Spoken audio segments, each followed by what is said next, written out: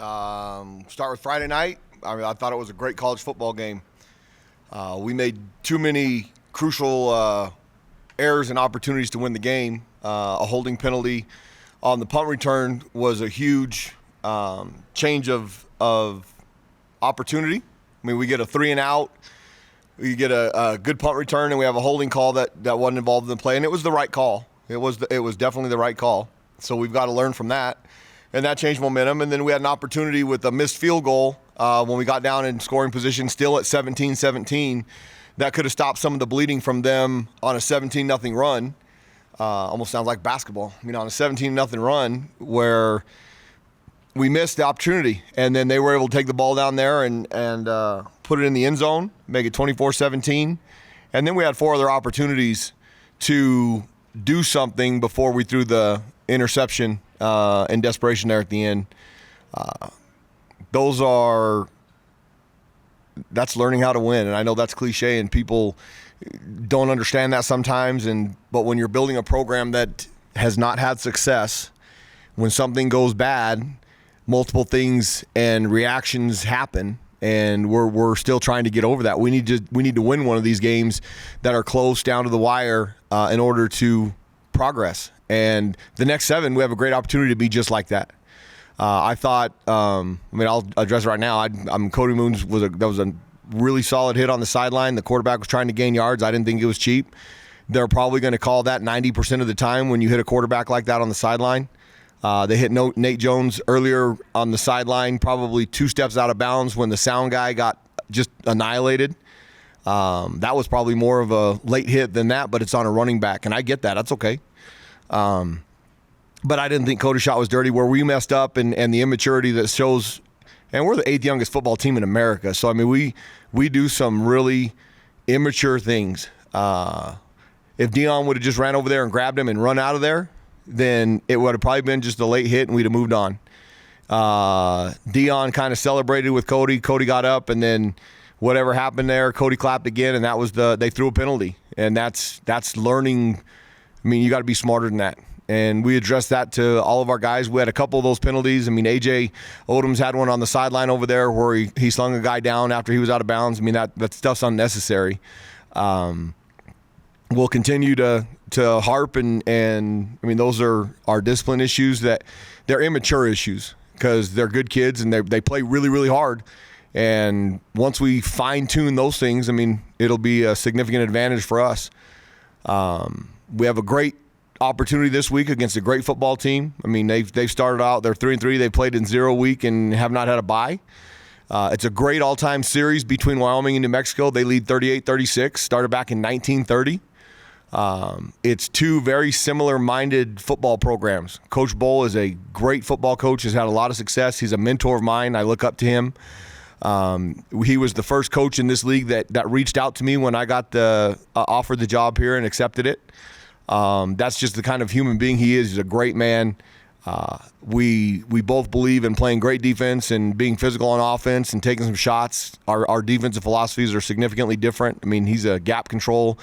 We're not. But it's 2 teams that play really, really hard. And there will be a lot of physical combat out there. Coach Polasek has done a great job this year with Andrew Peasley of designing plays for him to be successful. He's our second leading rusher. He had a big night against us at Utah State in 2020. Probably made the game-clinching play on a 3rd and 6, and we have a blitz coming off the edge, and we have him in the backfield, and he escapes and goes 62 yards for a touchdown. So he's got that ability. He did it to San Jose State the other night a couple times. He's done it all season long. Titus Wynn is a great running back that runs downhill, runs really, really hard. And then Cobb, the number 8, the receiver, he's a game changer. So we have a big challenge there. And then Coach Saville on the other side of the ball with Coach Bohl, their defensive philosophies, they play really, really hard. They're really, really physical. They beat up Air Force 3 weeks ago, and I thought Air Force was playing the best in our league. They had just come off a big win over Colorado, a Power 5 school, and they beat them at home. They were the more physical team that night. So we've got a great challenge ahead of us. We've got a good football team coming in here. And the next 7 games are going to be very similar to last Friday night. the team that makes the most plays in the crucial moments of the game are going to have the best chance to win. I think the comparative competition is very similar in our league, and so this is one of 7 that we're going to have an opportunity to, if we can prepare right, to have a chance to play well. Go ahead. What's questions? Go ahead, Steve. Alternating QBs and going up tempo, is that something that's going to stay in for this game? I'm sure Coach Bohl would like to know that. I thought it gave us a change of pace on Friday night. It was something that gave us a little bit of energy. It gave us opportunities. Now, the up-tempo stuff, I think we did it twice. We get up on the ball and on the line of scrimmage every single play. And most of the time, we kind of identify what they're trying to do. We thought we had identified on tape and on the TV copy and stuff of some stuff that we might be able to expose if we got up on the ball and went ahead and snapped it. And we did that a couple times and had some success. We did it one time and did not have success. It's got to be you can do those things, and the opportunity's got to be right. So I think it's always going to be available, and it's been available the first 3 weeks. We just didn't think that there was a significant advantage to it. But it was pretty good in the first quarter on Friday. The CJ getting in there and taking some reps away from Miles and some different things. Now, you can't just put another quarterback in there that can't throw it, and I think all 3 of the kids that are in that rotation between Justin and CJ and Miles can all throw the ball successfully. So they can't just put 10 guys up there in the box if we're going to put one of those guys in and do something different. And it takes a little bit off of Miles. Now, I thought Miles played really, really well in the first quarter. Really the first half. He made good decisions. The interception, he probably looked at the receiver a little bit too early, and the free safety made a great play. I think UNLV's the advantage that they had, the year and a half that they had in the weight room, pretty significant. And it's helped them in the process of their program. I think Marcus is doing a great job, but that's 2 very similar football teams. It was a great college football game. We need to find a way to win those. Is it okay to say whose idea it was with the alternating quarterbacks? Sure, I'll take the blame. I throw out ideas all the time. We talk about different things that are going to give us opportunities. Coach Wareham did a good job designing an opportunity for those guys to be successful. And CJ, we thought going into fall camp, had the best chance to win the job. So, we have confidence that he can play. I got confidence that Justin Holiday can play too, and there's certain things that we can do with him that give people something to prepare for, especially something that they haven't seen. They haven't seen Justin play. They've seen CJ play. So I'm not ruling out all 3 of those kids playing. Miles is our starting quarterback, and Miles is the manager of our team. He's the voice. He's the leader. So it's not a controversy. It's not trying to find something. It's giving other people an opportunity when they earn something in practice. So are you comfortable with how Coach Warham's running the offense, or does something to change? I thought they were better on, obviously, the 2 weeks ago wasn't good enough. I thought what we did on Friday was the right idea. I thought, and give UNLV credit, in the second half they blitzed us and we did not respond well enough to it. We didn't get open in the secondary enough times. We didn't protect it well enough. And they did a really good job blitzing our run game and took away some. In a close game, there's often times that you don't want to make mistakes when the kids. There were some opportunities for some big time plays if we were willing to take a chance of the pitch guy getting hit in the mouth with a corner blitz, and you calculate those based on how the game's going. We probably need to be a little bit more aggressive in some of those situations, and we didn't make enough plays when it was 24-20 to win the game. But that's not the offense's fault now. We had a 17-0 lead set in the defense's lap, and we did not win the game. So when the offense gives you a 17-0 lead, there's a lot of, you shouldn't lose. As a defensive guy, you should not lose when you're up 17-0. Danny, would you consider this a must-win, considering after this game you only have 2 home games left? At this stage in our program, I don't know that there's must-wins, but if we want to have an opportunity to play in the 7th game at University Stadium in the fall, it probably is. We've got 7 games that we have to win 4 of 7 to be bowl eligible. But if you put that kind of pressure on your football team when They couldn't handle the pressure of the fourth quarter. I mean, you're asking for yourself for trouble. But it's a big game. It's a big opportunity for us to continue to grow in this program and have a chance to compete with the upper echelon of this league. The next 7 are exactly that. And this league is as closely matched competitively from top to bottom as it's probably been in a long time. We don't have a team that is so much better than everybody else. There's probably a couple on the very, very bottom that are struggling, but that doesn't mean they can't beat any of the teams that they play over the next 7 weeks. So we've got to prepare during the week to give us an opportunity to play in those crucial moments and make those plays. And then if we win, then the next one will get bigger. If you have success, then they get bigger and bigger. We haven't had success last week, so kind of a catch-22. Coach said the defense has to, kind of step up with that 17-0 lead. That's one of those things where just so many snaps at LSU and then 67 plays against UNLV. Is that something that they're just getting tired towards the end of the game? Or? Nope, we didn't make enough plays. They were 4-13 on third down. It's okay. I mean, it's pretty good. If they're 2 of 13 on third down, they don't score 2 touchdowns.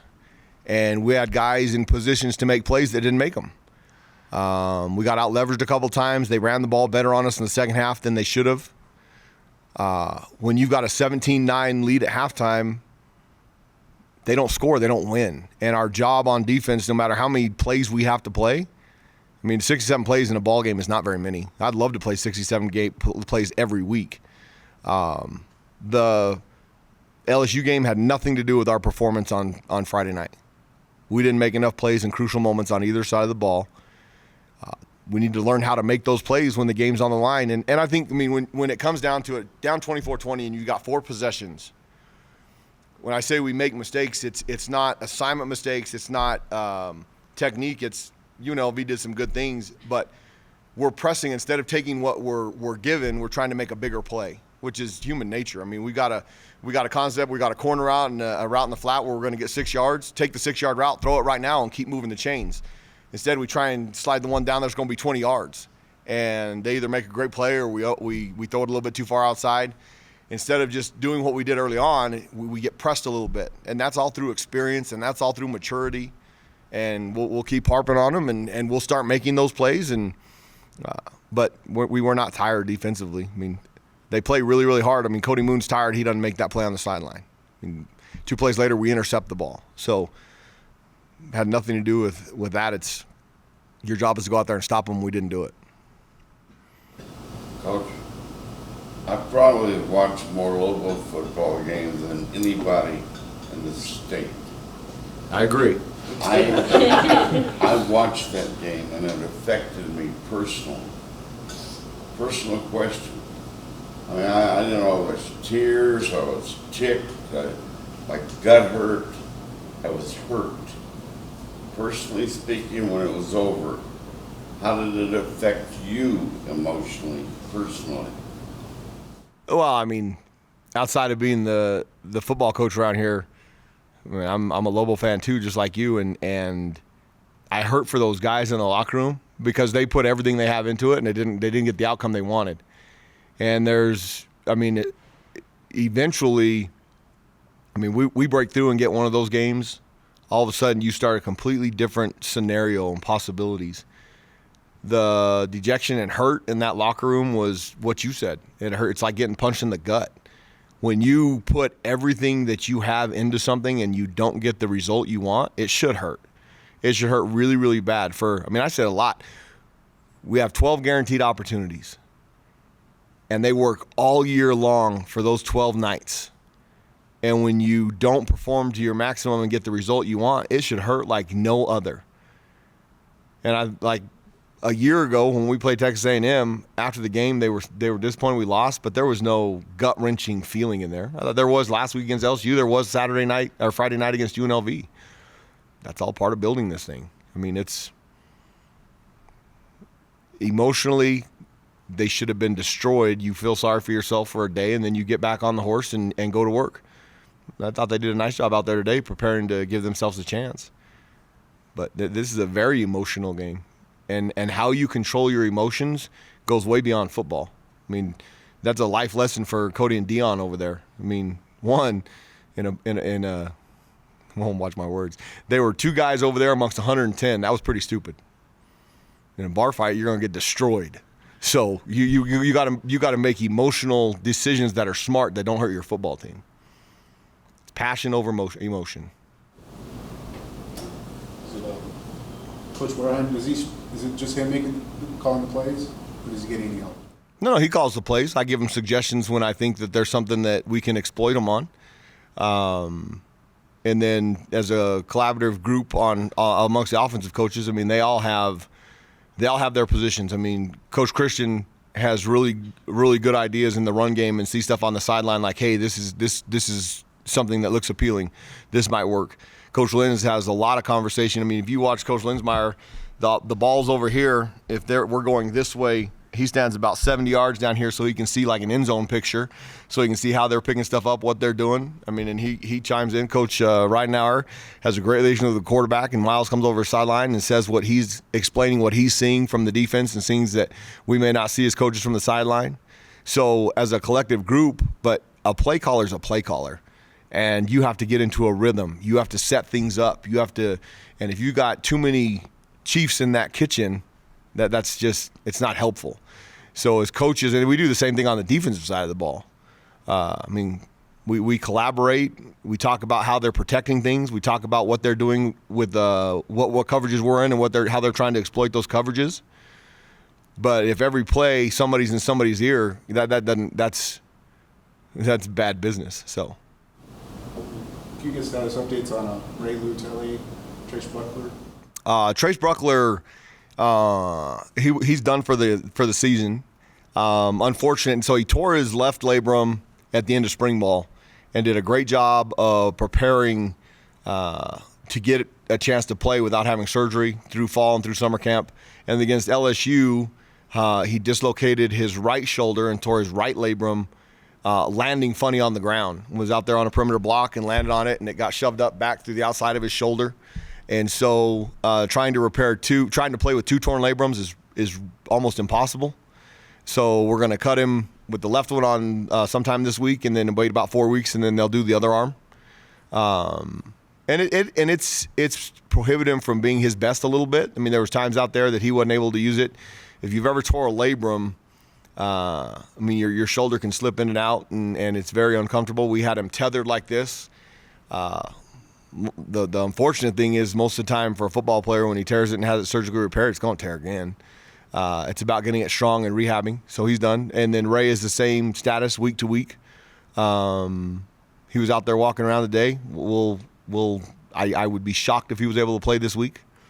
But I haven't ruled him out yet. So. When was the boot supposed to come on? The boot is out there when he's walking around normally. He does rehab without it. He does running on the treadmill without it and all that stuff. But it's when he'll be fully cleared from that, I don't know. So Trace is getting both shoulder surgeries? But they have to do it in segments. So because at 4 weeks, you can't be armless for 5 weeks. I mean, so they'll do one and then they'll do the other. Think of all the things you have to do with your arms. And Alec, Marinko, and Dion, how are they doing? Great. They've done a great job filling in the middle. I mean, I think, and I said it in the preseason, our linebackers were our deepest group on this team. And I think we have some of the best ones in this league. Between Dion and Rico and Cody and Alec and Cy. And then you take Ray out of the mix. I mean, we've still gotten, and Tate Zimmerman has been getting some run in there. Those guys, they have a rotation that they all can play. Now, Alec can play both inside, outside. Ray can play both inside, outside. Cody and Rico have been really, really good on the outside, so we haven't moved them inside. They know what to do. So, I mean, Ray's a great football player, and we miss Ray, but those guys have done a great job in his absence. It just hurts our depth, especially on special teams, because those guys are on all of them. And when you lose one of them, then one guy is getting more reps on defense, so you will limit or you have to be in better condition to continue on with those special teams plays if we don't have younger guys that are good enough. Special teams is not a afterthought. It's you're going to put your best 22, your best 11 on all 3 phases. And when you have depth with guys, 6 linebackers, you're pretty dang good on special teams. As you lose one, That's losing a guy out of punt coverage or out of kickoff return and kickoff coverage. And, I mean, it hurts your football team in multiple facets. Looking at the past 2 years, have you learned how you can attack Wyoming? No. Every team, every year, the teams are different. Like I said, we have similar philosophies, but they have a completely different quarterback that does different things than what they did the last 2 years. When we played them in Las Vegas, I know Coach Bohl was aware of the possibility of having that outcome. But sometimes it's hard to convince your kids of that when you're going against an 0-5 football team. It happened to us last year against UNLV. I swore up and down that that's a good football team coming in here. They're on the right trajectory. And our kids kind of believed it until they get their tails whooped. Well, it was a great game in 2020. It was a great game last year. We made enough plays on both sides of the ball, and we probably got some help last year because they had an opportunity at a touchdown where a receiver jumped up and catches the ball on the 5-yard line and falls down, and we hold them to a field goal. And then they overthrow a receiver that had run right by one of our corners.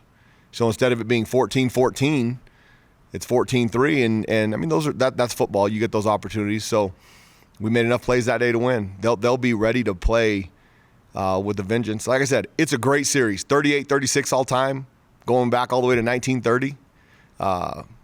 And they're an old WAC rival, an old border conference rival, Mountain West rival. I mean, I can't wait to play Saturday night because it's who we are. Coach, I probably shouldn't ask this question, but I'm going to. Is Isaiah Chavez just out of the question? Because he's the kind of guy that seems to thrive in those moments you're talking about. Right now, he's the other guys have performed better in practice. And you put there's no we don't play favorites. I can promise you that because Isaiah Chavez is one of my favorites.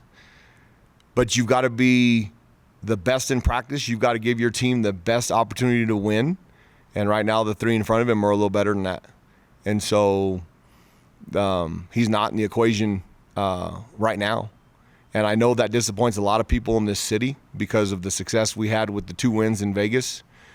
And then last year, we go up there and we beat Wyoming. And then we come back the next week and play against UNLV. And he doesn't have the same outcome we had the first 3. We're going to put the best players on the field that give us the best chance to win. I can promise you that. Sir, Coach, recruiting. Back in the day, I remember Moses Malone being heavily recruited. We thought we had him at the University of New Mexico. It was that close. Mm-hmm. And then we didn't get him in the last second. And I remember the staff being asked, well, what happened? I thought we had Moses. And the reply was, the price went up. Are you running into that same problem with the news situation where kids are unapproachable because the price is now too high? Yes and no.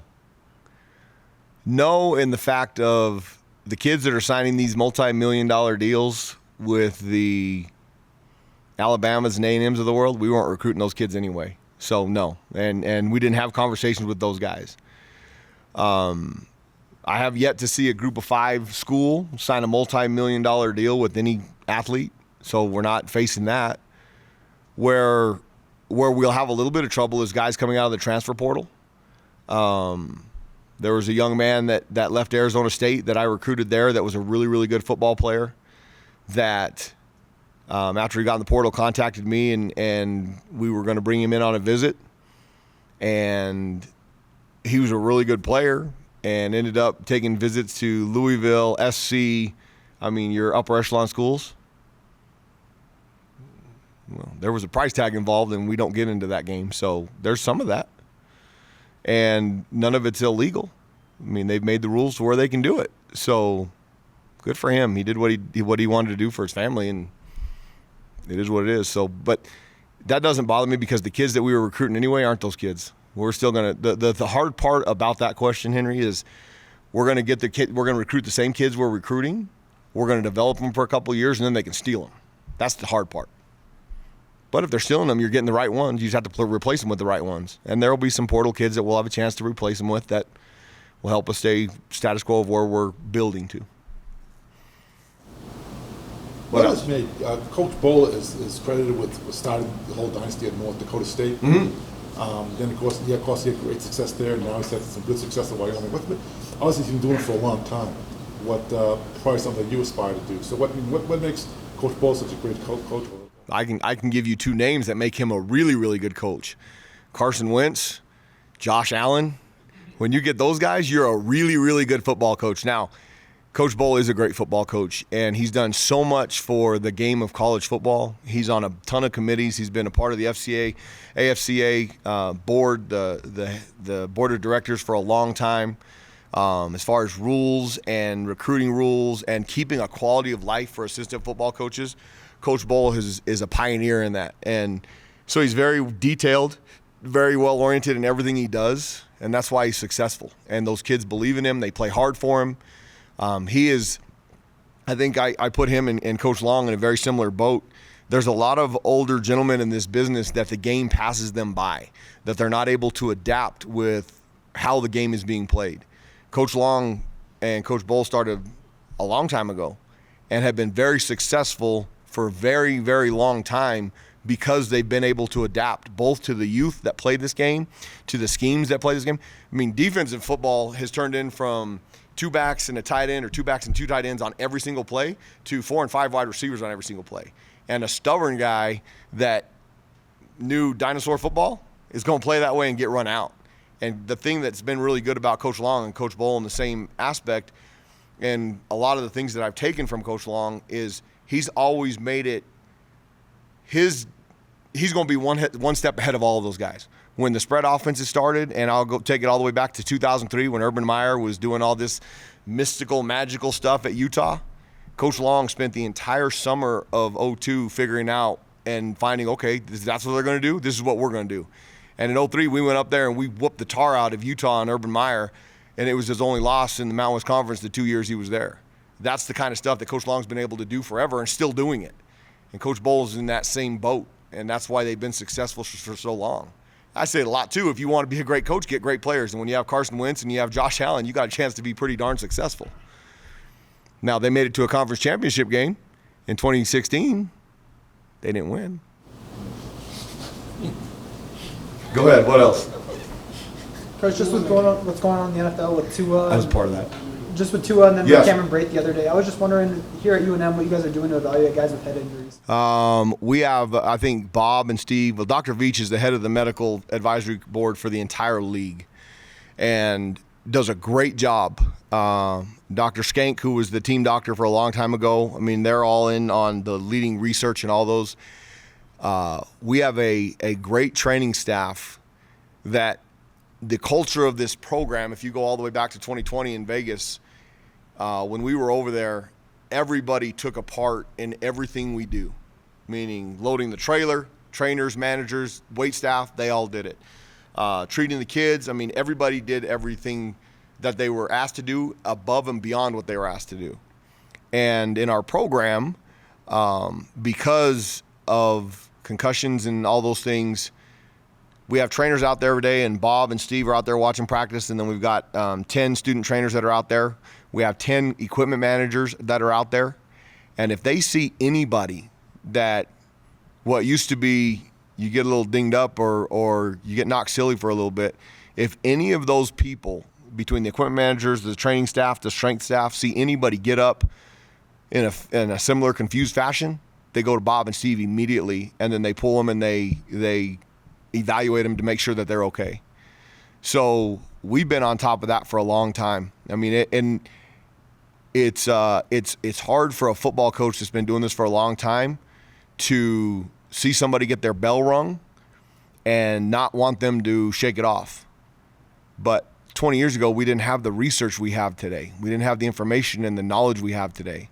20 years ago, you could easily see a kid, and if he had a headache, the kid just wouldn't tell me he had a headache, and he'd go out there and play. Well, that ain't the case anymore. If a kid has any kind of sign of any kind of head trauma or headache, it's not the common cold anymore. It's go make sure that you're okay. And then they fill out a sheet at the beginning of the year. I mean, there's a test form that they answer questions, and it's not something you can fake. So if they don't have consecutive answers, they know right away that, okay, there's something off, and they hold them out. And until they have absolutely zero symptoms, they can't return to play. And then when they have zero symptoms, there's a return to play policy that takes 4 or 5 days before they're cleared. So we've got a ton of eyes out there, and those kids are trained. None of them are trained to diagnose. They're trained to see anybody look different than what they were. If they get up from a collision and they stumble or they look like they're holding their head or something, they're done until they're evaluated and made sure that there's nothing wrong. So I think we've got a great protocol around here. And like I said, give Dr. Veach, who is the head medical advisory of the entire Mountain West Conference, a lot of credit. Anything else? Awesome. Let's see you all out there on Saturday night. It's going to be fun. 5 o'clock. It'll be a great college football game again. Thank you.